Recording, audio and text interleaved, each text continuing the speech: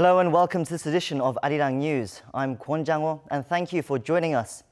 South Korean President Moon Jae-in is about to set off for Washington to hold a summit with his American counterpart Donald Trump.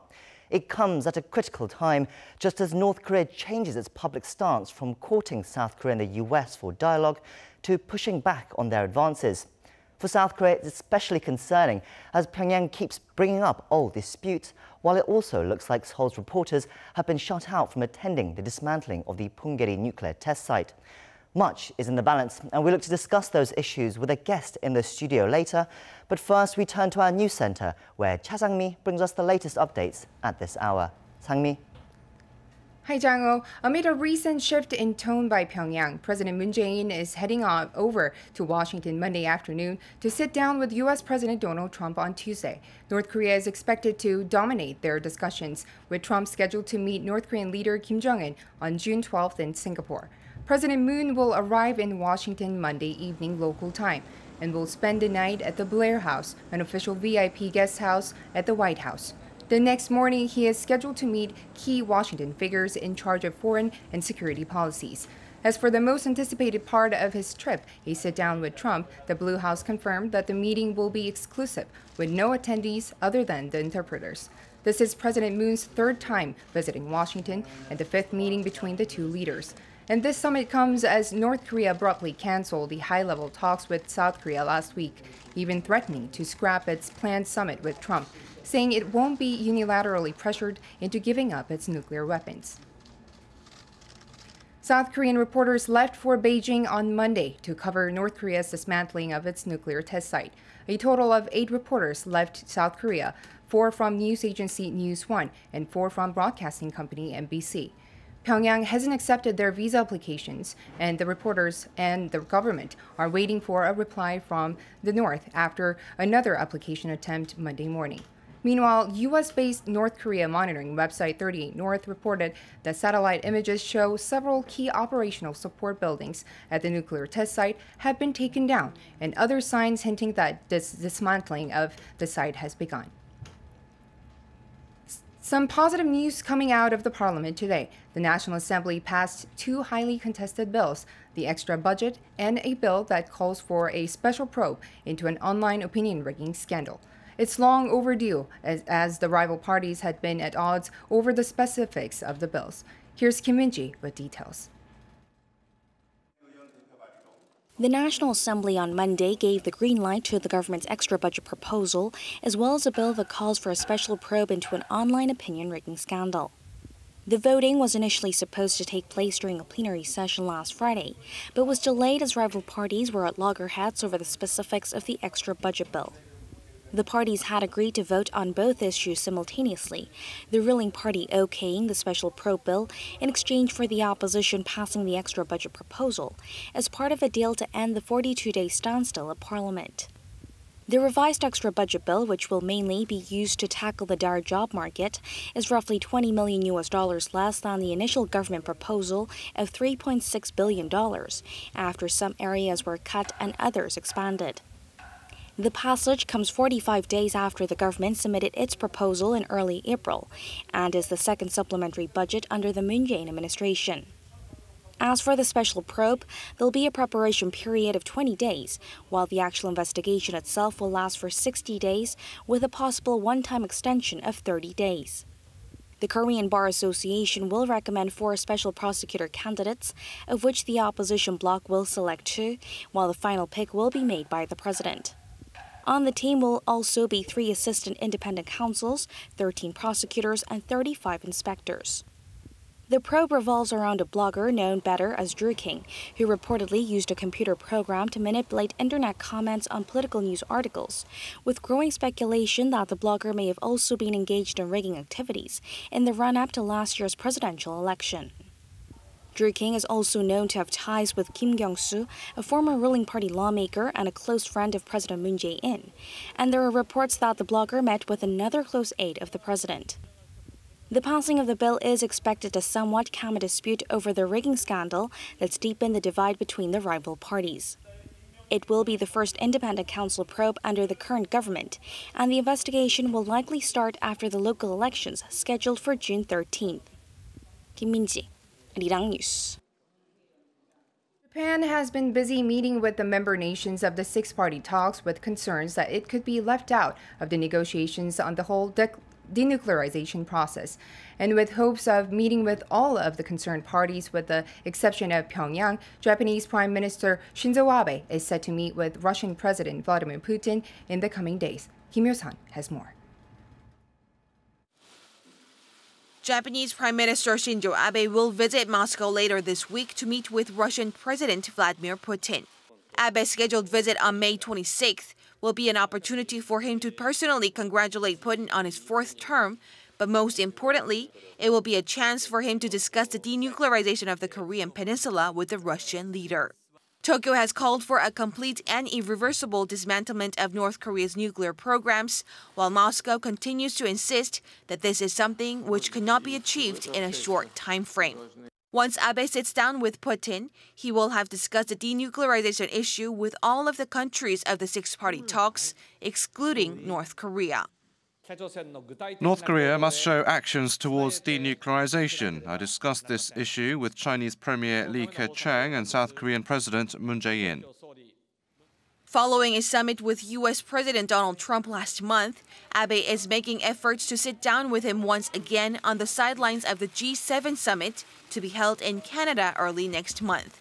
Watchers also expect Abe will even fly to Singapore following the North Korea-U.S. summit to hear the results of the talks directly from President Trump. While Abe has looked for ways to engage in dialogue with Pyongyang by bringing up the issue of Japanese abductees in the north, the regime has firmly rejected such overtures. Tokyo is currently exerting every effort not to be excluded from the denuclearization talks, and is especially preparing for a possible multilateral discussion among the countries of the six-party talks. Kim Yo-sun, Arirang News. Iran's top diplomat has called on the European Union to do more in its push to salvage the 2015 Iran nuclear deal, which has been left in limbo after President Trump pulled the U.S. out of it. Arirang reports. The main concern for Iran is how its economy will be affected by America's withdrawal from the 2015 nuclear deal. Washington has said it would reimpose sanctions on Iran, including ones aimed at the country's oil and financial sectors. EU leaders have pledged to try to keep Iran's oil trade and investment flowing, but noted that it would not be easy. However, Iran's foreign minister doesn't seem to be satisfied with their efforts, saying European political support for the accord was, quote, not sufficient. Mohammed Javad Zarif made the comments on Sunday during a meeting with the EU's energy chief, Miguel Arias-Cañete, in Tehran. He added the possible withdrawal by major European companies from their cooperation with Iran is not consistent with the EU's commitment to implementing the nuclear deal. Several European firms suggested last week that their business in Iran would be restricted or end completely due to the reimposition of US sanctions. Zarif went on to say the bloc should take more practical steps and increase its investments in Iran, as well as preserve oil trade. Cañete responded by pledging to preserve the nuclear pact and continue cooperation between the EU and Iran. He added that the 2015 deal was working to curb Iran's nuclear weapons ambitions. U.S. Secretary of State Mike Pompeo, meanwhile, is scheduled to unveil the Trump administration's plan on a new deal with Iran on Monday, which may include a proposal for fresh talks. President Trump has long accused Tehran of not keeping its end of the current deal and that it should be expanded to include Iran's ballistic missile program. Iran has insisted there is nothing to renegotiate. Noaram, Arirang News. South Korea's producer prices rose slightly last month, recording 18 months of consecutive gain, mostly on the back of rising oil prices. According to data released by the Bank of Korea on Monday, the producer price index, a leading indicator of consumer inflation, stood at 104.13 in April, up 0.5% from the previous month. The central bank attributed the increase to the global upward trend of crude oil prices. I'm Cha Sang-mi, and those are your headlines for this hour.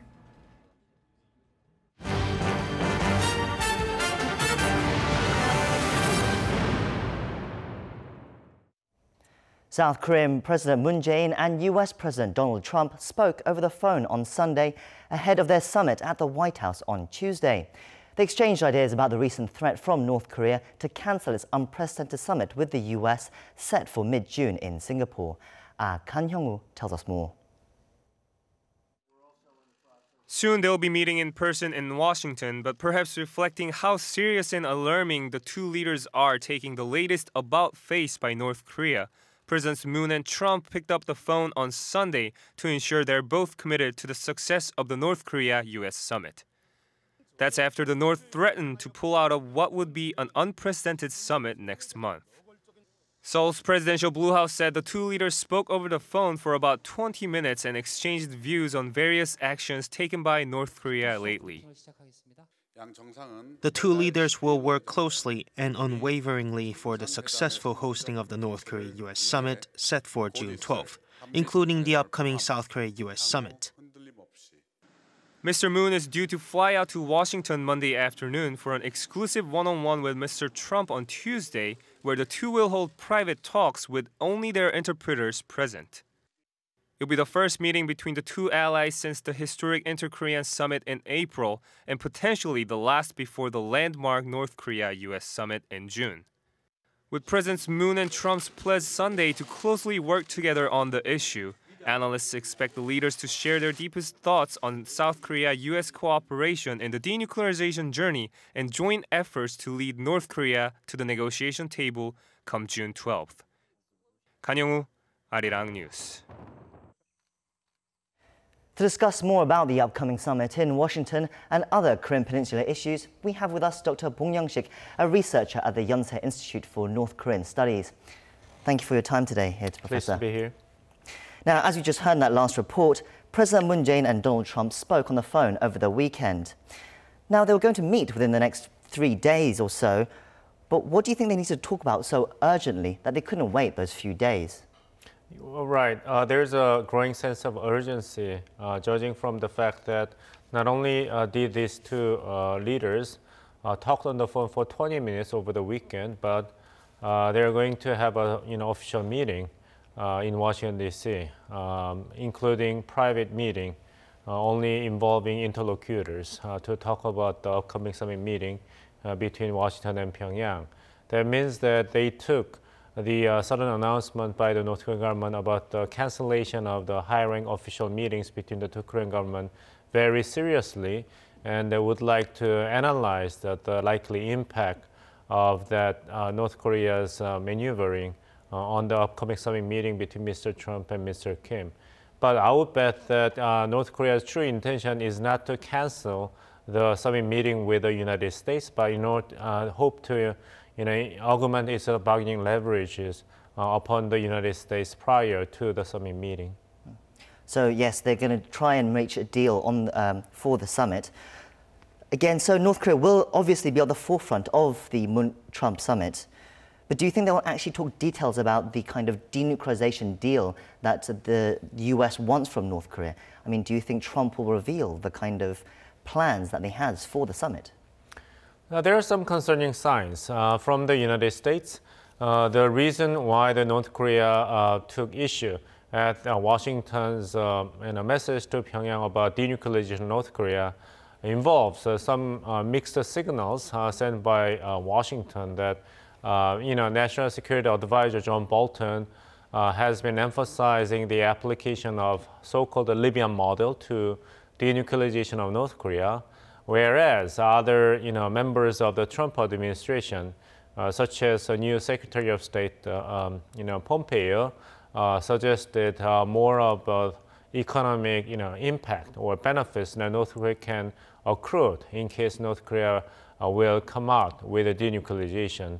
So North Korea must have found this mixed signal quite frustrating prior to actual participation in the summit meeting. That also reflects that Trump administration may not be as well prepared for the summit meeting with North Korea as it should be. So this is time for the Trump administration to make up its strategic mind and do its own homework in dealing with Kim Jong-un's North Korea. For North Korean part, North Korean leadership, including Mr. Kim Jong-un himself, never specifically uttered the magic word denuclearization of North Korea. It only confirmed as an ultimate long-term goal denuclearization of the entire Korean peninsula as a contributing factor to nuclear disarmament of the entire world. So it is possible to interpret so far North Korea's announcements as a confirmation that North Korea only affirms its intention to do something about its missile and nuclear programs as a nuclear power state, as a part of its action in participation of worldwide nuclear disarmament, not unilateral denuclearization. So we have to wait and see what kind of outcomes will come out of the summit meeting between Mr. Kim and Mr. Donald Trump. Before then, it will be too premature for anybody, including South Korean government, to confirm or assure the world that North Korean leadership has actually and officially confirmed its genuine intention to disarm itself. Sure, but Moon Jae-in is going to Washington in next couple of days, and he'll be meeting with Trump. Right. How much cooperation do you think Trump and the US will work with South Korea on the deal that they're working with North Korea? Well, the two leaders will work as two allies as much as they deem necessary. I'm sure that they will make utmost effort to come up with the roadmap both sides will find most appropriate. The roadmap of the denuclearization of North Korea has two components. One is the entry point, the other one is the exit point. For entry point, the most important thing is to assure that Mr. Kim Jong-un, the leader of North Korea, will attend the summit meeting with the United States. At the same time, North Korea's concept of complete denuclearization will be that type of denuclearization that United States, Japan, South Korea will find appropriate and acceptable. If the concept of a complete denuclearization North Korean leadership is going to insist in the summit meeting, it's not the kind of concept of denuclearization that the United States, Japan, and South Korea will find be in line with its own goal, which is the denuclearization of North Korea. Then the summit meeting is basically a non-starter. The exit point is, of course, the United States granting security guarantee of North Korean leadership and leading North Korea to the real world, the path toward prosperity, for which South Korea can join hands with other countries such as China, Japan, United States to be able to make huge contribution. So another example, I want to point out is there have been suggestions that President Moon will finally use the recently installed hotline between him and Kim Jong-un, North Korean leader, after the summit with Trump. Now, of course, that's just speculation for now, but what role does Moon Jae-in have to play between Washington and Pyongyang now that relations are starting to be on the rocks as negotiations come to an end to this summit? Well, I'm relieved that President Moon Jae-in has not tried to activate and use the hotline between President's office in Seoul and Mr. Kim Jong-un in Pyongyang prior to his visit to Washington, which will take place in a few hours, because that will undercut the credibility of South Korean government as an objective and impartial interlocutor between Pyongyang and Washington, D.C. And what if he's going to use the hotline after his meeting with the President of the United States, Donald Trump, for the next few days?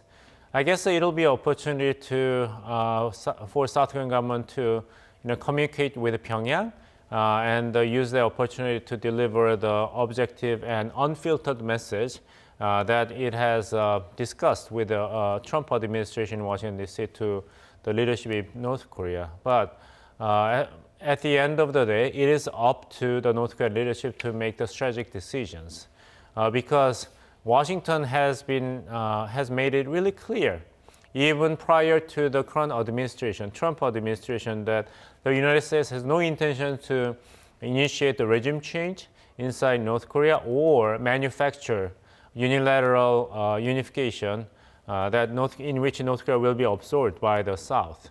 And United States has no intention to risk a war unless North Korea is going to pose a direct threat to its national security. So North Korea has the key. North Korean leadership can settle its own existential anxiety. How many security assurances Washington in combination with other countries may give to North Korean leadership, it is up to North Korean leadership to buy it or not. So at the end of the day, North Korean leadership has a huge strategic decision to make with regards to its own choice, how to secure its own survival. Immediately after the South Korea-US summit, on Wednesday, Korea time, is when Pyongyang said it will start dismantling its Punggye-ri nuclear test site in front of international journalists. At the moment, the international journalists are on their way to China to go to North Korea. So I guess it is going to happen then, this dismantling of the Punggye-ri nuclear test site? Well, we have to wait and see. Above all, I'd like to just make a correction that North Korean leadership and its media did not announce that the Punggye-ri underground nuclear site will be dismantled. They only announced that the underground tunnel will be shut down.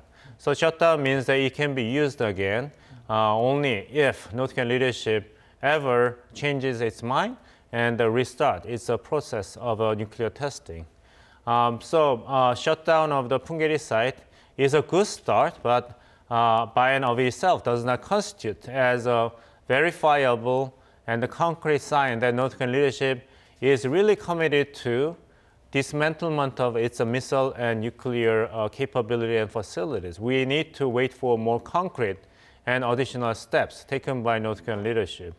And it is alarming that North Korean government, in protest to so-called hostile actions by South Korea and the United States that betray the spirit of the Panmunjom Declaration announced on the 27th of April, actually excluded the Korean reporters to attend the ceremony of the shutdown of the Punggye-ri site. That is a repetition of the old North Korean propaganda. So it really undermines the image of North Korean leadership, which has been drastically improved after Kim Jong-un's coming up party at the third Inter-Korean Summit meeting on April 27th.